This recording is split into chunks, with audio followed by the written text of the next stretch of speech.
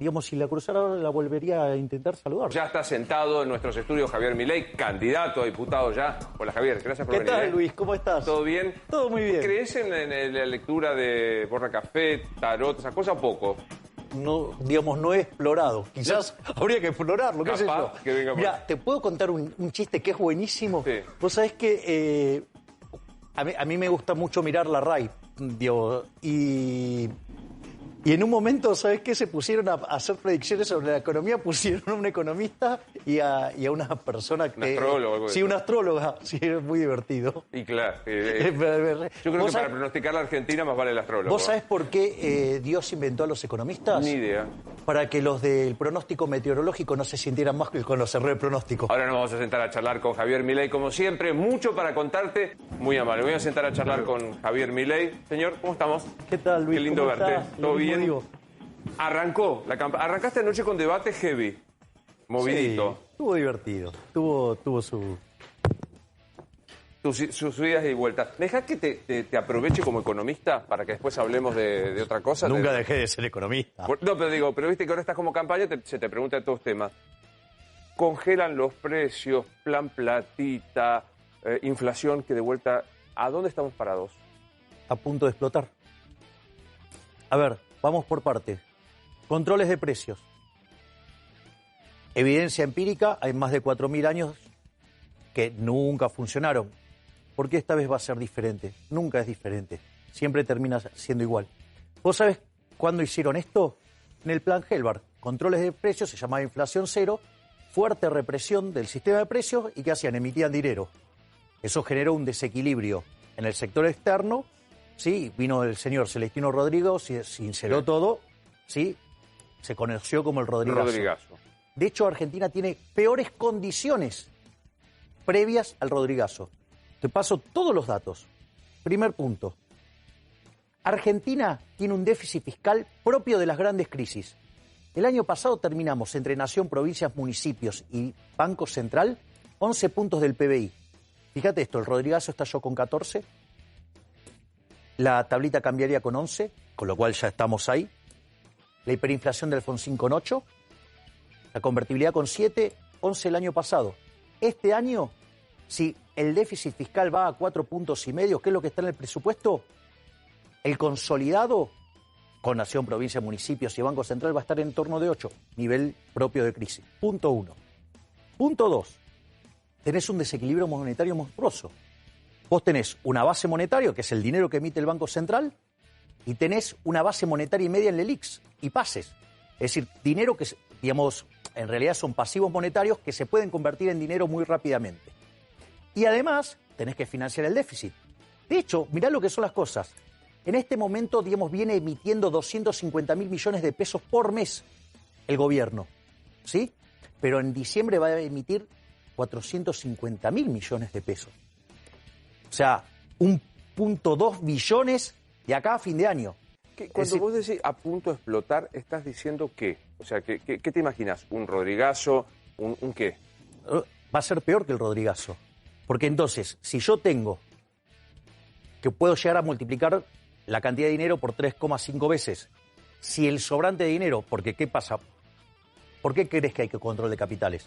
Porque no queremos tener los pesos y nos obligan a tener los pesos.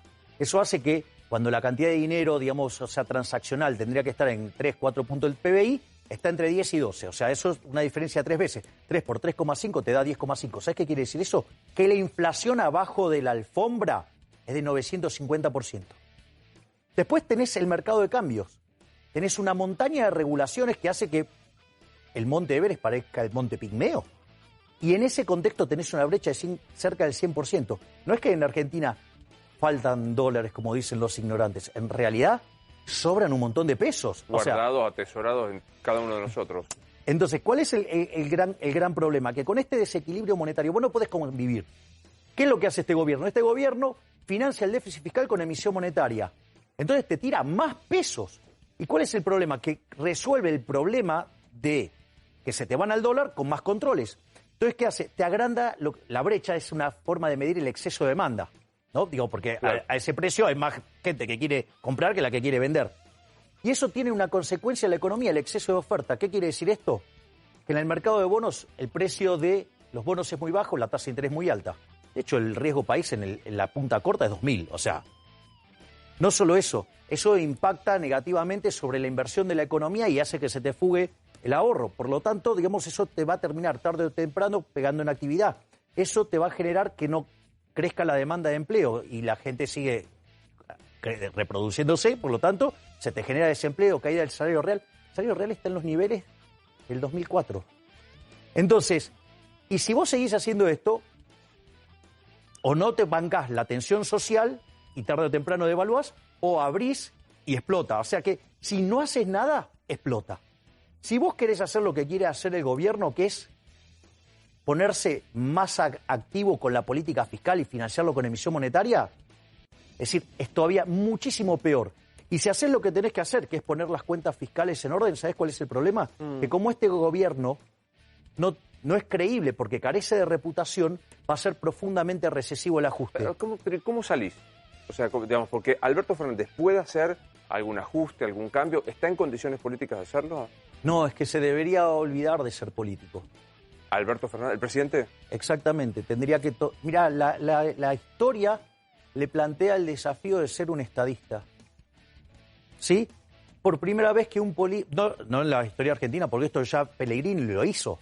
Pellegrini se encuentra frente a una crisis, quedaban 2 años de gobierno, ¿sí? Y, digamos, o sea... ¿Y qué es lo que hace? Pone las cuentas en orden. ¿Sabés la cantidad de cosas que le dijeron? De hecho, cuando dejó el poder, él vivía a pocas cuadras del Congreso, se calzó el frac, la galera, el bastón y salió, y lo que le dijeron en esas cuadras fue de todo. Pero después, ¿cómo lo recordó la historia? Como el piloto de Tormenta. Alberto Fernández, después de todas las atrocidades que hizo, tiene una cita con la historia de poder ser un estadista. Que pague todos los costos, que ponga la cara, digamos, total, digamos, él ya es un cadáver político, que haga un servicio a la patria. Pero, ¿sabes qué? Me parece que son tan miserables que van a apostar a que poder aguantar como sea, generar toda la demagogia posible financiada con emisión monetaria, y bueno, y si estalla el día después de la elección no importa, porque acá lo importante es que la casta retenga los lugares en el poder. Quiero abrir a la mesa. Sí, claro. Ya está todo el partido, formás parte de la clase política. Te guste, no te guste, vos decís, despreciás, decís que... Pero sos clase política. Sos candidato a diputado nacional y vas a entrar con total comodidad. No soy clase política. O sea, de hecho, digamos, yo hago una diferencia. O sea, una cosa es hacer política, otra cosa es la casta. La casta es una cosa mucho más compleja. Y esto, digamos, donde yo más lo descubrí, ¿sabes qué? Fue caminando la calle. Y con mucha interacción con la gente. Porque una de las cosas que descubrí, que si vos cuando estás caminando en la calle y con las demandas que recibís, si vos no estás bien plantado en términos de fundamentos teóricos, de evidencia empírica y cómo esto se arregla, puede llegar a ser un desastre. Entonces, puede haber gente que tiene buena voluntad, pero es ignorante y puede hacer desastres.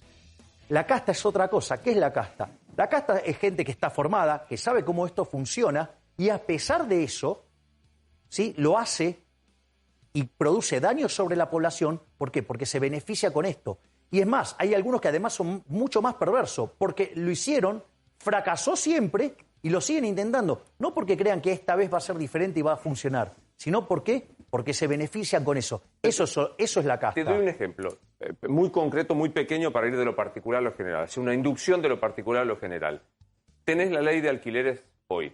¿Qué votás? ¿La derogación? Derogación total. ¿Y que cada uno negocie como quiera?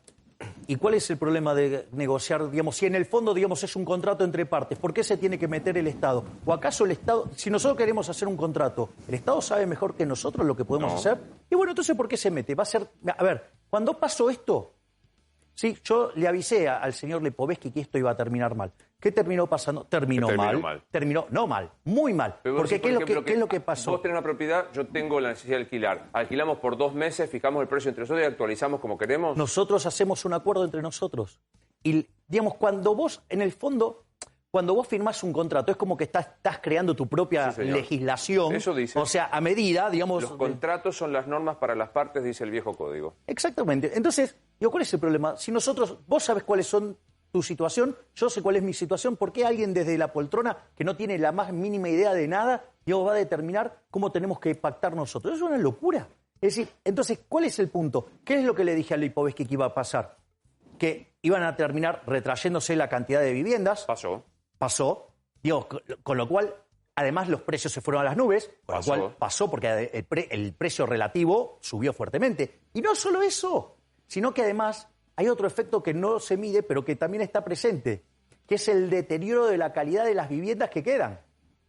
Entonces, digo, pasó todo. Ahora, estas cosas, la teoría económica la tiene resuelta hace 70 años. ¿Me comprendés? Entonces, cada vez que se hizo, en todos los lugares del mundo falló. ¿Por qué, digamos, creen que va a funcionar bien acá? Para ir al tema del alquiler, yo comparto con vos que la ley es horrible, se veía venir y generó todo esto que estás diciendo. También es cierto que hay una masa de necesitados de alquilar y una cantidad de vivienda mucho más baja, por lo cual el que tiene la propiedad puede ejercer la posibilidad de poner el precio que quiera en abuso de la persona que necesita alquilar. Falso. ¿Por qué? Porque yo voy y no lo tomo. ¿Cuál es el problema? No lo tomo. ¿Y dónde voy? Me iré a otro lado. ¿A dónde? Bueno, me iré a otro lado, digamos, o sea, pero vos, porque si no, digamos, lo que estás diciendo es, entonces yo justifico avanzar sobre la propiedad de los dueños de las propiedades. No, eso me parece que no, pero digo, que haya un plazo mínimo te da la posibilidad de la parte más débil, que es el inquilino, que banque... No, pero es que no hay partes débiles en el mercado, porque los intercambios son voluntarios. Es decir, el problema es que, digamos, porque si no, vos afectás el derecho de propiedad. Cuando afectás el derecho de propiedad, ¿sabes qué va a hacer el dueño de la propiedad? Se va a retirar. O sea, vas a terminar generando daños. Es el mismo problema que los controles de precios. Cuando vos controlás los precios, es un avance sobre el derecho de propiedad. Es como la ley de alquileres, es un avance sobre el derecho de propiedad. La ley de góndolas, es un avance del derecho de propiedad. Y cuando vos vas contra el derecho de propiedad, ¿sabes qué? Digamos, porque esto es lo importante, que es lo que no saben, no solo los políticos, muchos economistas no lo saben. El mercado, ¿qué es el mercado? Es un proceso de cooperación social donde se intercambian derechos de propiedad. Es decir, si yo te vendo mis anteojos, yo te entrego los anteojos y vos a cambio, ¿qué me das? Dinero. Bueno, esa relación entre ese dinero y mis anteojos, ¿sabes qué es? Un precio. Es un registro histórico y eso transmite señal, digamos, los agentes se coordinan respecto a eso, algunos serán compradores, otros serán vendedores, y si hay diferencias entre oferta y demanda, sí, digamos, se ajustan los precios. Ahora, si vos tenés un problema de que te faltan, digamos, viviendas, la única forma que vas a corregir que eso pase es con la señal de precios, que es lo que va a inducir a que la oferta crezca. Es decir, pero acá el problema es que, bueno, no creen, digamos, en el mercado, porque lo que no terminan de entender, que el mercado somos todos, interactuando y cooperando. Está claro. Salvo que sea a punta de pistola, pero eso ya no es mercado, eso es Estado. Sí, Nacho. Sí, Javier, tuviste un fuerte cruce con Miriam Bregman en el debate, de hecho ella no te saludó ni antes ni después, y se dio una situación con respecto a tu posición con el tema del aborto, que vos dejaste una frase que fue polémica, por eso te la quiero consultar. La única forma en que avalo el derecho al aborto es con riesgo de vida de la madre, porque hay un conflicto de propiedad. ¿Qué quisiste decir con lo del conflicto de propiedad? A ver, vamos por partes. Que yo tenga discrepancias ideológicas con alguien, me parece que no amerita ser maleducado. Yo intenté saludarla al inicio e intenté saludarla al final. ¿Te diste cuenta en el momento que no te había saludado? No, sí, me di cuenta, pero nada,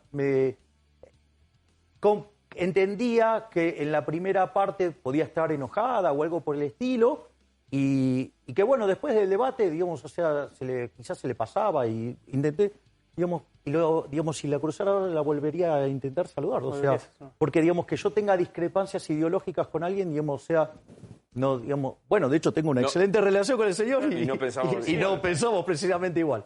Ese es el primer punto, o sea, con lo cual, no importa, digamos, o sea, si me la volviera a cruzar, voy a volver a intentar saludarla, no tengo problema, es un problema de otra índole. Respecto, digamos, a mi posición del aborto, yo, digamos, las fundamento desde tres lugares. Desde un lugar ideológico, ¿sí?, desde el liberalismo, lo hago desde un lugar biológico y lo hago desde un lugar matemático. Desde el lugar del liberalismo el liberalismo es el respeto irrestricto del proyecto de vida del prójimo, basado, esto es muy importante, en el principio de no agresión y en defensa del derecho a la vida, la libertad y la propiedad. Como en el plano de la biología se determina que la vida comienza con la concepción, Y en la visión matemática, vos tenés dos saltos discretos a lo largo de la vida. La vida es un continuo, pero tiene dos saltos discretos. ¿Uno cuál es? La concepción. Sí. Y la otra es la muerte. No es así, pero bueno, te sigo. Bueno, ¿Cuándo te morís? ¿Cuándo te morís? ¿Cómo? ¿Cuándo se muere una persona? Cuando dejaste de respirar. No. Bueno, La ley argentina dice que te morís con el electroencefalograma chato, aún Bueno. con actividad vital. No, Por bueno. lo cual, si la vida está bien. termina con el A ver, electroencefalograma... te hago una pregunta. ¿Esa definición es biológica o de un abogado? No es biológica. No, ¿cómo Porque que? la ¿Cómo? actividad No, no. cerebral no es biológica. Ah, no, la bueno, vos, actividad digamos, o sea, cerebral que bueno. no admite... No, la muerte cerebral no permite más la vida de una persona en tanto persona. No, bueno, está bien, digamos, o sea, vos creés que, donás digamos... órganos? ¿Qué? ¿Vos donás órganos?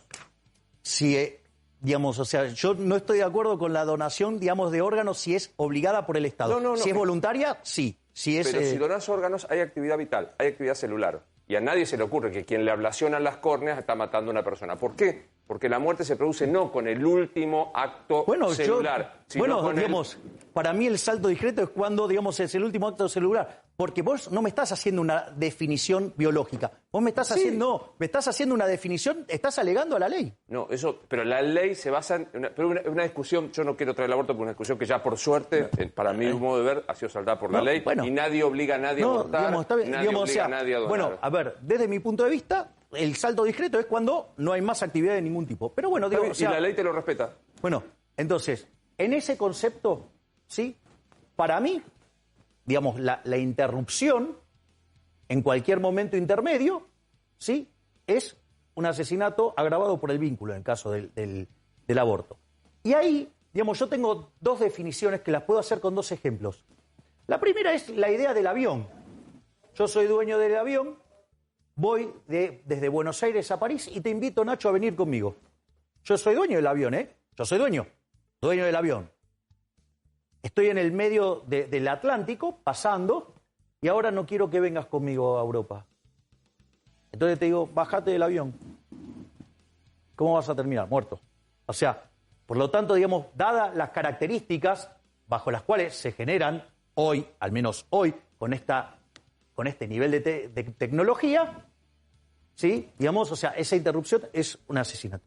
Ahora bien, es interesante el caso cuando me dice, ¿vos cuándo admitís el aborto? Entonces yo digo, cuando hay peligro de vida de la madre, porque hay un conflicto de propiedad.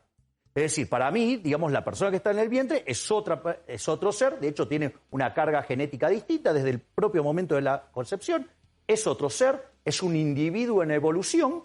Ok, entonces, suponete lo siguiente ahora, porque vos ponele que entra alguien a tu casa a robar. Y vos no estás contento con eso. Ahora, ¿qué es lo primero que vas a tratar de hacer con esa persona? Que se vaya. Pero no es tu primer solución ir y pegarle un tiro en la cabeza. Lo que vos vas a hacer es, ¿qué cosa? Tratar de que se vaya. Y solamente, digamos, recurrirías a la fuerza solo si tu vida estuviera en peligro.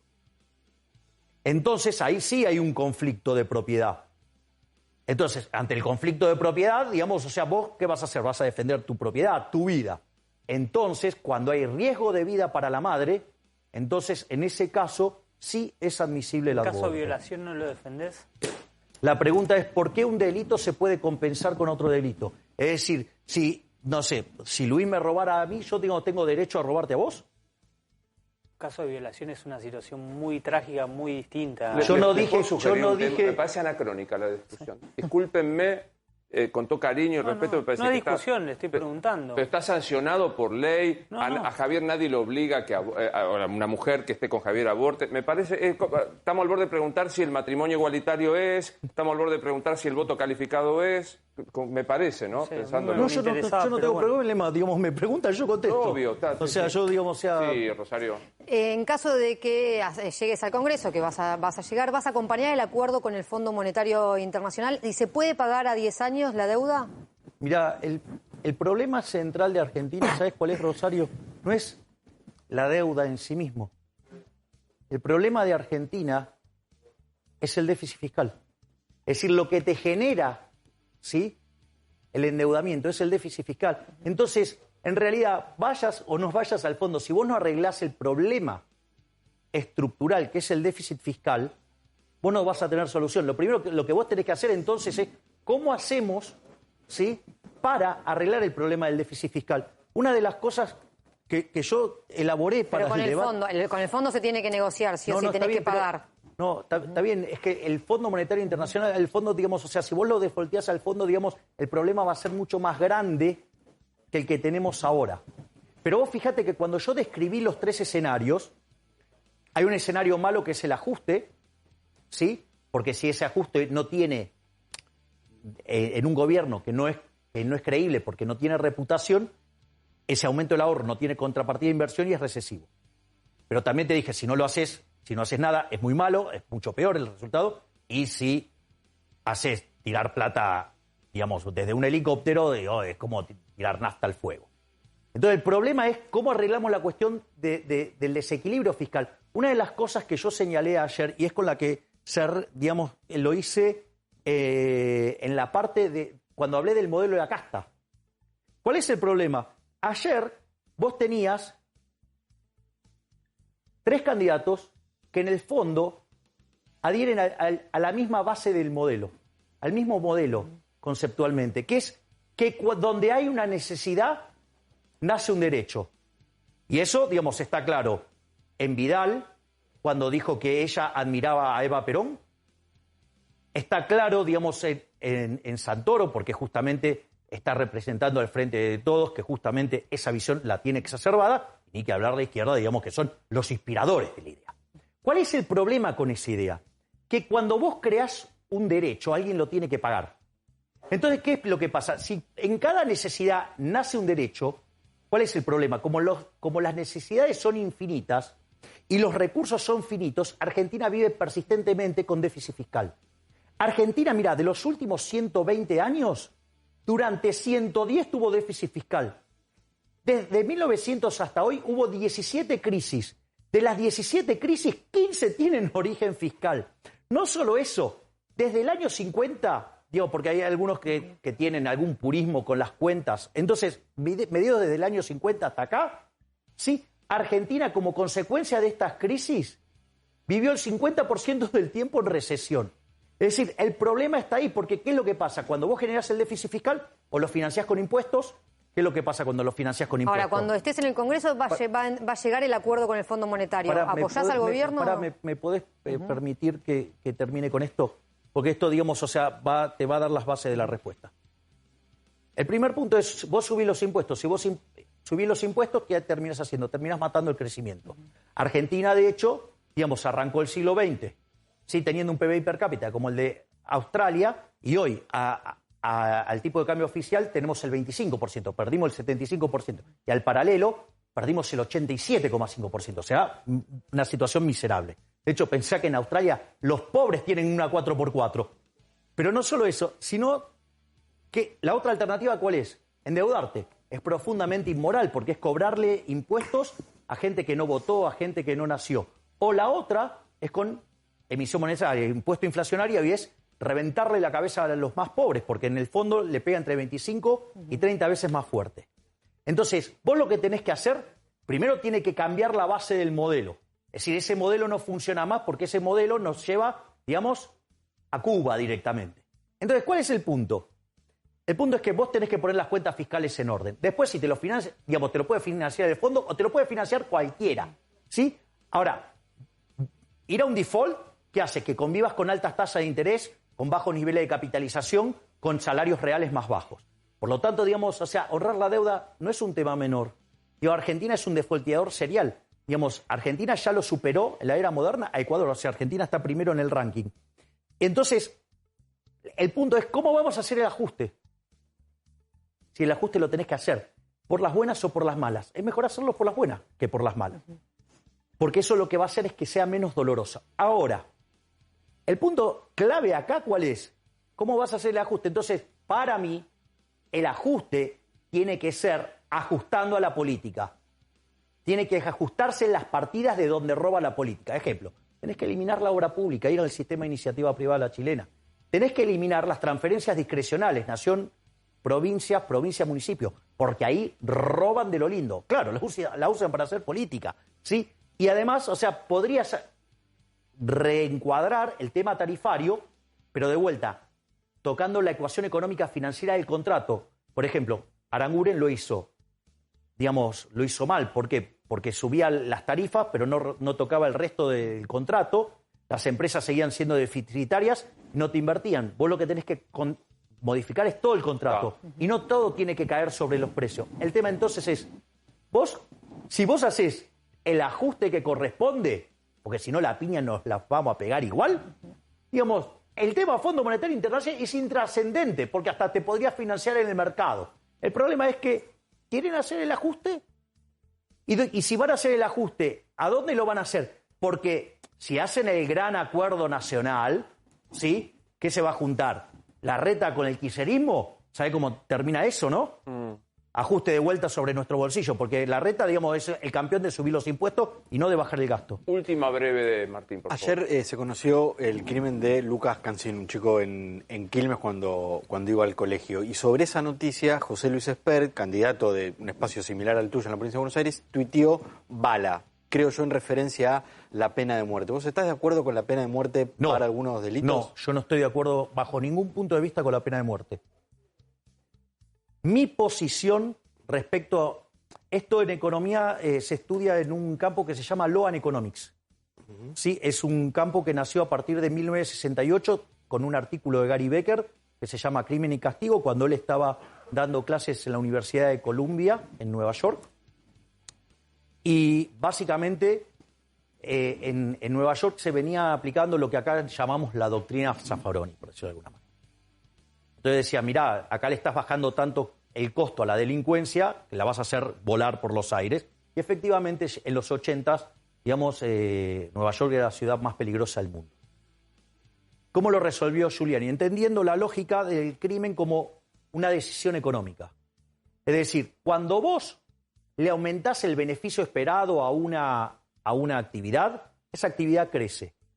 Ahora, eso entonces tiene, digamos, toda una lógica de cómo vos lo vas a combatir. Pero recordá que así como a Nacho yo le definí el liberalismo como el respeto irrestricto del proyecto de vida del prójimo, basado en el principio de no agresión, y el primer derecho que rescato en la tradición de John Locke, ¿cuál es? La vida.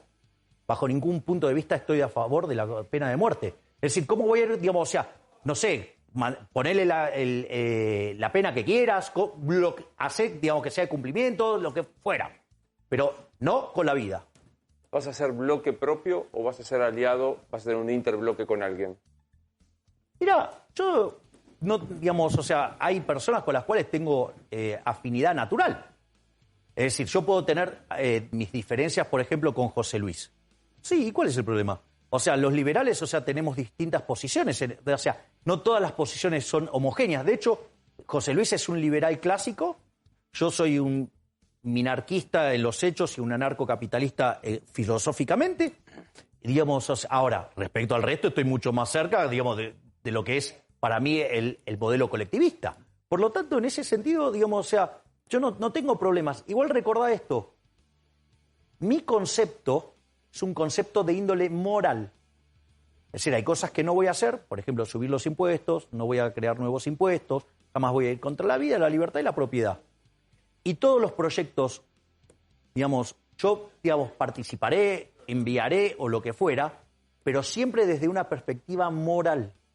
Fíjate que mi principal crítica al Banco Central no está en lo técnico, está en lo moral. ¿Por qué? Porque la inflación, en el fondo, sí, es un robo, es una estafa. Y eso, desde lo moral, está mal, porque vos estás a favor del robo, no estás a favor de la corrupción. Sin embargo, los políticos nos roban, vía el Banco Central, 5 puntos del PBI. Un impuesto tremendamente regresivo, castiga a los más vulnerables y además perjudica el crecimiento económico. O sea, a los que menos tienen le hace la doble Nelson, porque los deja sin laburo, les deteriora el salario real y encima, además, después los castiga por la otra vía. Nos vemos antes de la elección. Será un placer como siempre. Gracias, Miguel. A la mierda los malditos empresarios, a la mierda sodomitas del capital. Basta de basura keynesiana, ha llegado